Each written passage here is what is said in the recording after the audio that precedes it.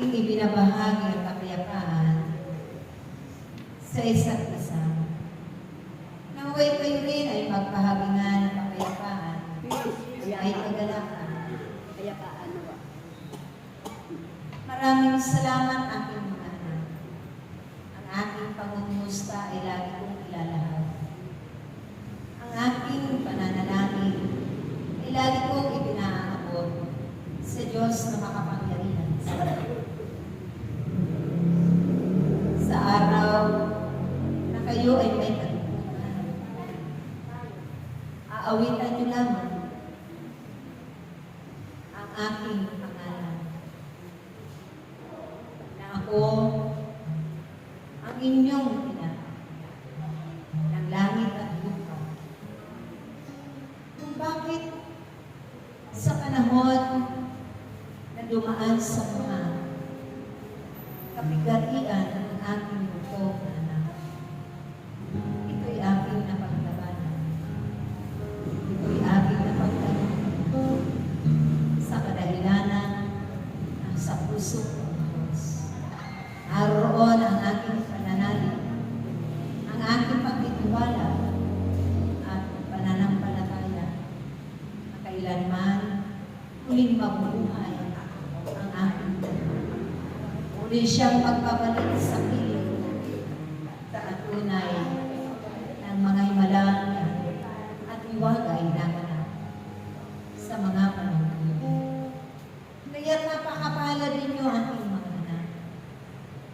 Na bagamat nasa isip niyo pa rin na kayo ay mga makasalanan, subalit gusto nila dugo ng aking bukong na anak. Ang minamahal ng tunay, ang lahat-lahat na kayo. Kung kaya't kayo man ngayon ay may panibagong buhay. Kayo'y pinaramtan ng Diyos ng puting-puti. Kaya't aking mga anak, ito'y pagkainan ninyo lagi. Iwasan ninyo na ito'y marumihan kayo upang sa pagharap ninyo sa Diyos, sa tuwing magtitipan tayo lahat, tunay na busilang at malinis ang inyong mga puso. Ganun din ang inyong mga pananamit. Dahil ito'y nagsisimbolo ng isang kalinisan. Tunay. Kaya't aking mga anak, marami pa man kayong gagawin sa sanggunian. Bakit ang inyong hirap na buhay ay taglay-taglay pa rin? Siya sa pangako ng Diyos na palalawinin niya bawat isang naglilingkod ng babae at makatulong. Ang bawat buhay ninyo ay durutan. Bawat hininga ninyo ay palalakasin niya. At ang bawat mga paa ninyo ay patitibayin niya. Ganun kadakila ang kanyang pag-ibig at pagpapahalaga sa bawat isa sa inyo. Naway ganun din kayo kung umibig sa inyong mga kapwa. Marami mang pagdadaanan sa sakit, hirap at iisip. Subalit ang lahat ng ito ay iasa ninyo at ipagkatiwala lamang sa Diyos. At magiging magaan ang lahat na inyong papasanin sa araw-araw ninyo. Daraan ng mga araw, gabi, mga buwan, panahon at pagkakataon na narating ninyo ang bagong araw sa iyo na ibinabali ko ng Diyos na makapangyarihan sa iyo.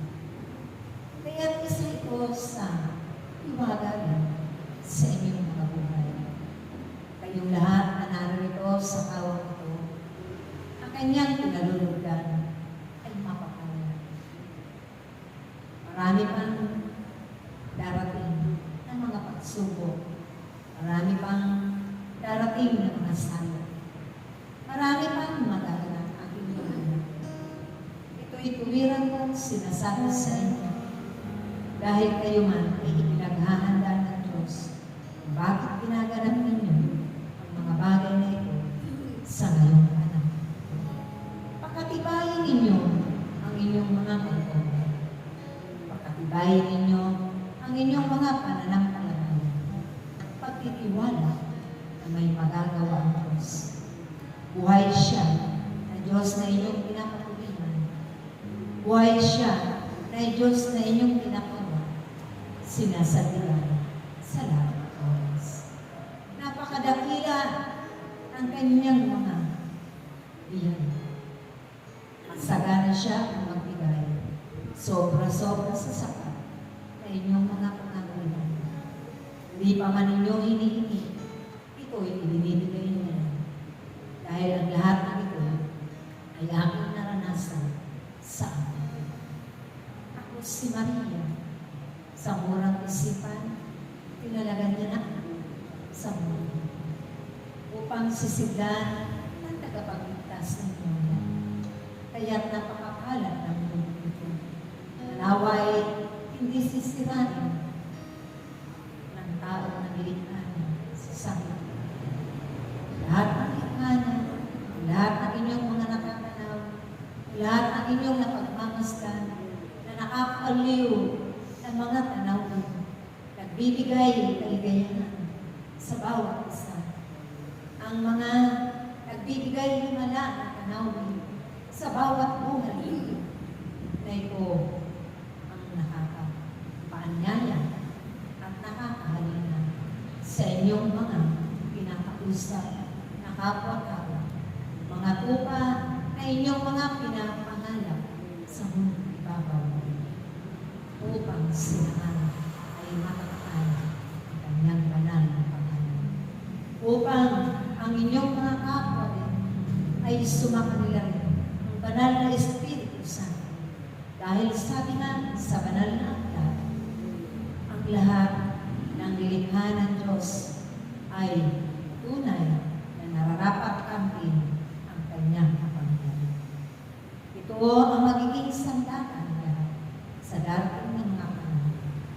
Batid na ninyo ang aking mga anak. Wala nang kaililing sa inyo.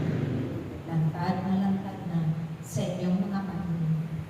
Kitang-kita na ang inyong mga mata dahil kayong lahat ay hindi na magulat. Kaya't napakapalat ng mga hindi binig sa panahon, ng mga hindi masusuwain sa panahon, ng lahat ang sumusunod sa kaloob ng Diyos. Ito nawa ang inyong panalangin na mabago ang pag-iisip, mabago ang mga puso, ang bawat masusuwain na mga nilikha ng Diyos, ang mga matatapang na kung saan ibig lamang nila mapapurihan sila at makanta ng kapangyarihan na makamulay. Hindi ang kapangyarihan ng Diyos. Kaya ang lahat ng iyan, aking mga anak, ipanalangin ninyo at katuwang ninyo ako sa pananalangin magpapalimutan. Ako si Maria, aking mga anak, na iniibig ko kayong nila.